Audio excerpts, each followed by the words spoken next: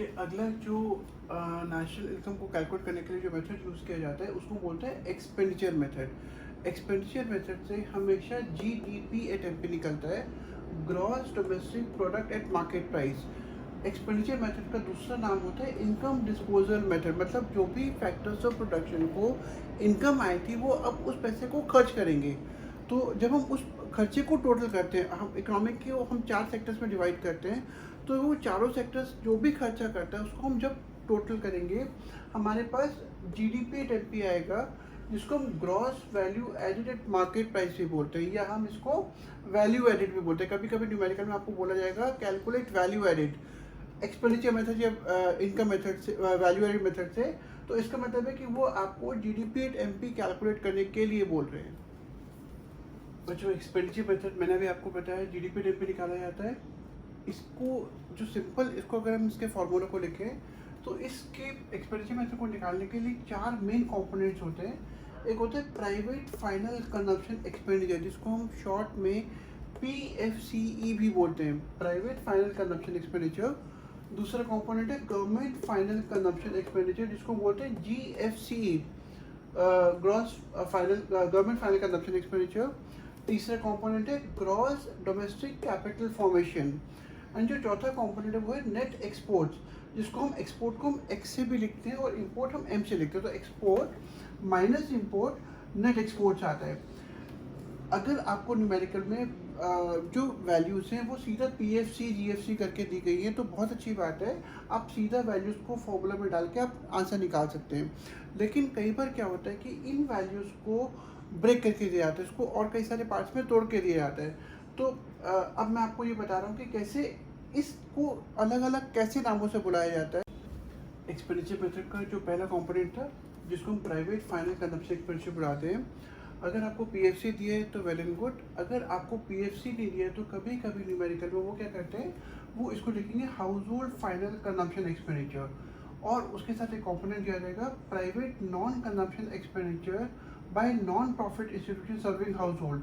कुछ non profit institutions होते हैं जो हाउस होल्ड को सर्व करते हैं, तो उनके जो भी पैसा वो खर्च कर रहे हैं वो इस हेड में आता है।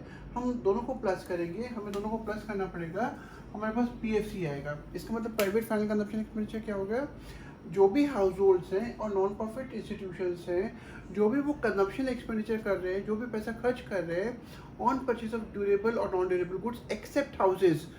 एक्सेप्ट हाउसेज में क्यों बोल रहा हूँ, क्योंकि आगे मैं आपको बताऊँगा कि हाउसेज यहाँ पे क्यों नहीं लिए जाते। हम जब सबको ऐड करेंगे, जो भी final consumption house hold and non profit institution उसको ऐड करेंगे, हमारे पास पीएफसी आए। एक्सपेंडिचर मेथड का सेकंड कंपोनेंट होता है गवर्नमेंट फाइनल कंजम्पशन एक्सपेंडिचर, जिसको हम शॉर्ट में जीएफसीई भी लिखते हैं। अगर आपको government final consumption expenditure simple form में दिया हुआ है, सीधा नाम से दिया हुआ है, तो आपको फिर कुछ और टेस्ट करना, क्योंकि आपको एक कंबाइंड फिगर दे दिया। लेकिन कई बार न्यूमेरिकल में वो क्या करेंगे, वो आपको जीएफसी नहीं देते, वो उसको इसके पार्ट्स में तोड़ के देते हैं। तो जो सबसे कॉमनली गिवन यूज पार्ट्स है वो है intermediate consumption expenditure by government plus compensation of employees paid by government. ऐसे बहुत सारे गवर्नमेंट एम्प्लॉयज़ हैं जो गवर्नमेंट में जॉब करते हैं, तो गवर्नमेंट उनको सैलरी देती है, तो वो ये वाला कंपोनेंट है। देन थर्ड है direct purchases by government for embassies and consulate located abroad. हमारे जितने भी एम्बेसीज और कंसुलेट्स बाहर की कंट्री में हैं, वहाँ पे हमारा स्टाफ रहता है।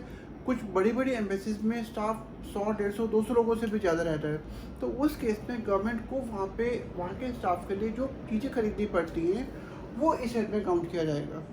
तो आपको इन तीनों को ऐड करना है, और इसमें से एक होता है sale of goods and services produce by government. इसको हम माइनस करते हैं। माइनस क्यों करते हैं, क्योंकि जब हम गुड्स एंड सर्विसेज को सेल करते हैं, गवर्नमेंट जब सेल करती है तो उसको रेवेन्यू आ रहा है। हम यहाँ पे बात कर रहे हैं खर्चे की, गवर्नमेंट क्या स्पेंड कर रही है, लेकिन यहाँ पे पैसा आ रहा है, तो हम इसको प्लस करेंगे, इसको माइनस करेंगे, हमारे पास गवर्नमेंट फाइनल कंजम्पशन एक्सपेंडिचर आएगा। एक्सपेंडिचर मेथड का थर्ड जो कंपोनेंट है वो है gross domestic capital formation. Gross domestic capital formation basically investment के लिए बोला जाता है। अगर आपको ग्रॉस डोमेस्टिक कैपिटल फॉर्मेशन दिया है, जिसको हम जीडीसीएफ बोलते हैं, वेल एंड गुड। पर अगर न्यूमेरिकल में आपको सीधा जीडीसीएफ नहीं दिया तो कभी कभी आपको क्या करेंगे, वो आपको देंगे gross domestic fix capital formation, मतलब उन्होंने यहाँ पे सिर्फ फिक्स ऐड कर दिया। तो अगर आपको फिक्स दिया है तो इसका मतलब है कि आपको उसमें चेंजिंग स्टॉक भी प्लस करना पड़ेगा। इन दोनों को आप प्लस करोगे, आपके पास ग्रॉस डोमेस्टिक कैपिटल फॉर्मेशन आएगा। अगर आपको ये दोनों कंपोनेंट्स नहीं दिए, तो जो इसका तीसरा तरीके से दिया जाता है वो है, इसको बोलेंगे net domestic fix capital formation. उन्होंने क्या करा, ग्रॉस को नेट कर दिया, बाकी सब सेम है। तो इसका मतलब है इस नेट को ग्रॉस पे कन्वर्ट करने के लिए आपको इसमें डेप्रिसिएशन ऐड करना पड़ेगा, और फिक्स को हटाने के लिए आपको चेंजिंग स्टॉक प्लस करना पड़ेगा। तो जब आप इन तीनों को प्लस करेंगे, net domestic fix capital formation plus depreciation plus changing stock, आपके पास GDCF आएगा। अगर आपको इनमें से भी किसी तरीके से GDCF नहीं दिया हुआ, तो वो आपको देंगे नेट डोमेस्टिक कैपिटल फॉर्मेशन।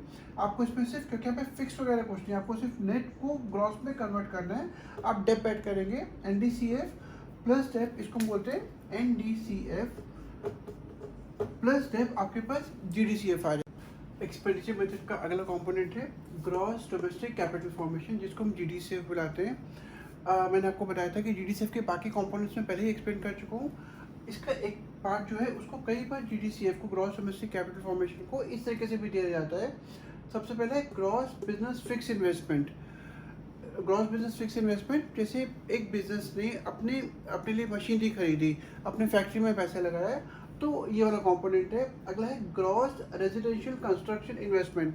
अगर आपको याद हो कि मैंने पहले प्राइवेट फाइनल कंजम्पशन एक्सपेंडिचर में हाउसेस वाले पार्ट को, हाउसेस के कंस्ट्रक्शन वाले पार्ट को मैंने वहाँ पे लेने के लिए मना किया था, क्योंकि वो जो हाउस का कंस्ट्रक्शन है वो हम इस सेट में लेते हैं, gross residential construction investment. Third component है ग्रॉस पब्लिक इन्वेस्टमेंट। गवर्नमेंट जितना भी पैसा खर्च करती है on construction of highways, roads, bridges, वो इस सेट में आता है। एंड इसका जो फोर्थ कंपोनेंट है वो है इन्वेंट्री इन्वेस्टमेंट। इन्वेंट्री इन्वेस्टमेंट को हम चेंजिंग स्टॉक भी बोलते हैं। कई बार आपको चेंजिंग स्टॉक नहीं देंगे, अगर आपको इन्वेंट्री इन्वेस्टमेंट दिया मतलब आपको एज चेंजिंग स्टॉक लेने हैं। जब आप इन सबको प्लस करोगे, आपके पास ग्रॉस डोमेस्टिक कैपिटल फॉर्मेशन आएगा।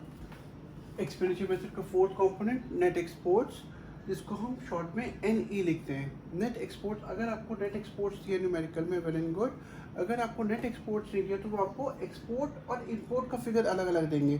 सपोज एक्सपोर्ट दे दी 200, इंपोर्ट दे दी 100, तो आपको दोनों को माइनस करना है, आपको 100 का फिगर आ जाएगा, which will be net exports.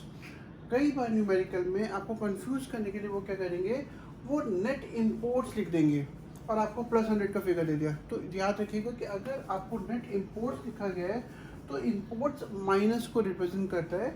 इसका मतलब है कि अगर आपको प्लस 100 का फिगर दिया है तो आपको न्यूमेरिकल में माइनस 100 लेना है, और अगर माइनस 100 दिया है तो माइनस माइनस क्रैश करके प्लस हो जाएगा। इसका मतलब है आपको न्यूमेरिकल में प्लस 100 का फिगर लेना है। तो इस तरीके से आप एक्सपेंडिचर मेथड से न्यूमेरिकल सॉल्व कर सकते हैं। आपको सबसे पहले न्यूमेरिकल में क्या करना है, आपको कंपोनेंट्स आइडेंटिफाई करने हैं, और अगर आपको पता है कि ये एक्सपेंडिचर मेथड का न्यूमेरिकल है तो आप फॉर्मूले को ऐसे लिखेंगे, GDP is equal to PFC plus GFC plus GDCF plus net exports. और आपको जो भी वैल्यूज दी गई हैं आप उनको इसके नीचे लिखते जाएंगे। अगर आपको एक से ज़्यादा वैल्यू दी है, सपोज आपको gross government final consumption expenditure की जगह पे उसके कंपोनेंट्स दे दिए, तो आपको ब्रैकेट यूज़ करके, अगर एक से ज़्यादा कंपोनेंट तो आपको ब्रैकेट यूज़ करके वैल्यूज़ देनी है। पहली लाइन में आप सिर्फ वैल्यूज कॉपी करेंगे, थर्ड लाइन में आप कैलकुलेशन करेंगे, और फोर्थ लाइन में आपका आंसर आना चाहिए। एट द मोस्ट, मैंने आपको पहले भी बताया कि जो नेशनल इनकम के न्यूमेरिकल्स हैं वो एट द मोस्ट 4 लाइनों में हो जाने चाहिए, 4 लाइनों में उसका सॉल्यूशन आ जाना चाहिए। अगर नहीं आ रहा है, इसका मतलब है कि आप कहीं ना कहीं कुछ गड़बड़ कर रहे हैं। तो आप प्लीज़ अपने न्यूमेरिकल को दोबारा से चेक करिए कि आपने कहीं गलती तो नहीं करी है।